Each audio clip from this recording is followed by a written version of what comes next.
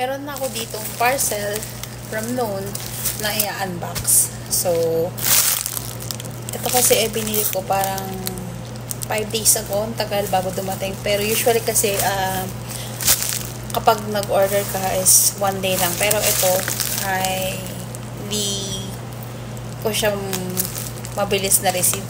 Which is umabot ng 5 days. Pero worth it naman, I think. So, ngayon, i-unbox na natin. At tingnan natin kung ano ang laman ng parcel na to. So, ayan. Saka tayo na. Siyempre, gunting. Para i-unbox natin to. So, pigilan natin yung plastic. So, let's see what's inside. So, ayan. Ayan, ano ba to? So, ito na siya. Ito ko sa inyo kung anong laman ng aking parcel. So, ayan. Buksan mo na siya. Isa lang to kasi medyo mahal. So, ayan. This is the box. So, ayan na. Tanggalin na natin ang bubble wrap. And, guys, can you guess what's inside this box? So, ayan.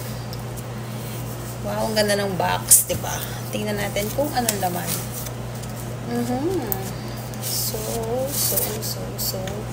So, charan. Look at this, guys. I like the box. Diba? It's a leather. Para, let's see what's inside. Oh, lumalabas yung kapag. So, ano ba to? So, let's see. I'm gonna show you guys what's inside. Okay? So, let's see. Dun, dun, dun, dun. So, let's see guys what's it. Oh, there's a crown. Taran. It's a Rolex Swiss made. Okay? So, actually, first time kong magkaroon nito na di naman siya sobrang kamahalan, pero kumbaga kahit pa paano masaya ko dahil nabibili ko na kung ano yung mga gusto ko para sa sarili ko, na which is hindi ko talaga nagagawa dati, diba? So, ayan. Meron na tayong Rolex. So, ayan na siya, guys. Let's see. Ayan. So, oops. So, tanggalin natin siya dito. So, ayan na nga, guys. Tingnan nyo naman. So, tanggalin natin siya dito. So, eto na siya. Diba? So, ayan. This is it. Actually, it's an automatic. Ayan siya. And then, let's see. Para tanggalin. Medyo, antigas hindi ko basta mabuksan. So, ayan na. And then, tanggalin natin yung ating whole watch. Actually, marami na akong relo. Kaya lang, kumbaga, collection. So, here, it is. Malaki. So, kailangan nating bawasan. Diba? So, kaya ko naman siyang tanggalan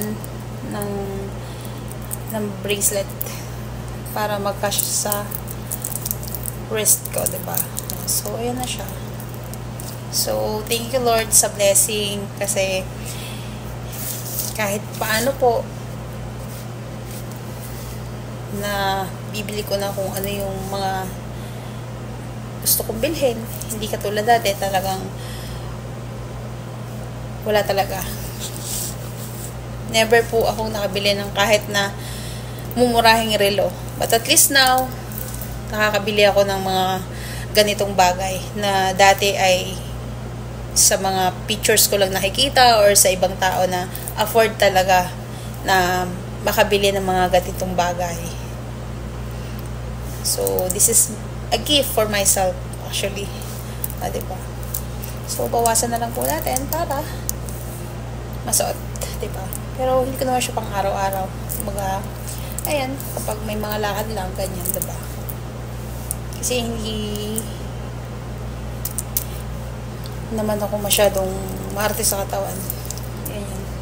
Pag nagtatrabaho ako, ganito lang talaga yung suot ko. Kasi, para kahit paano nababasaman, okay lang, diba? Ganyan lang siya. Actually, matagal na to. Parang 2 years ago na. Diba? Buhay pa rin siya. Never ko pa siyang napalitan ng battery. Mga pang bahay lang, pang araw-araw, ganyan. Para kahit paano, kung ano man ang ginagawa ko, nakikita kung ano yung oras. Diba? So, ayan. So, syempre, nakita to ng nanay ko. Nainggit yun, ha? Charot. Sabihin niya, naka na lang yan. But no worry, nanay. Magagamit mo rin to. Okay. Bye-bye!